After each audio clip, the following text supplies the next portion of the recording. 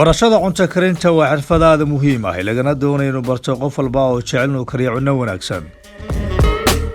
haddaba xogtan waxaynu ku eegaynaa maxay iskuulada cunno karinta lagu bartaa ay ku soo kordhiyeen xirfadihii lagu karin jiray cunnada. waxaa jira dood ku saabsan dadka cunno karinta barta ay u arkayaan inay wax weyn ay ka bedeleen hanaankii hore ee cunno karinta. waad mahadsantahay magacaygu waa Ikraan Cabdilaahi Jaamac. waxay ku soo kordhiyeen waxyaabo badan oo hore loo sameyn jiray ayaan ku sameynaa halkan oo baranay cuntooyin badan oo professional ah ayaan baranay.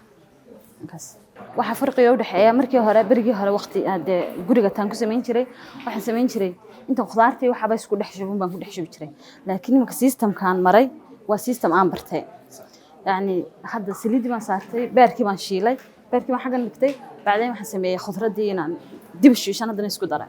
sidoo kale dad badan ayaa waxay aaminsan yihiin in cuntada lagu kariyo xaafadaha ay aad u wanaagsan tahay oo ay ka wanaagsan tahay kuwa kale waxaana jira sabab badan oo dadku markaasi ay ku kala aragti duwan yihiin.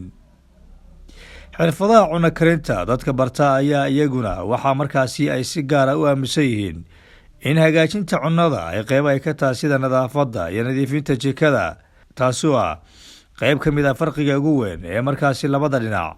isbedelada horumarka dhanka cunno karinta ayaa waxaa qayb ka ah in sidoo kale kooxuhu cunno karinta ay helaan si fudud oo ay cunnada ay wakhtigan ay ku kariyaan taasoo ah qalabka casriga ahi waxayna taasi ay keenaysaa in hadda loo arki karo in si isku mid ahi cunnada markaasi si wanaagsan labada meelba loogu karin karo.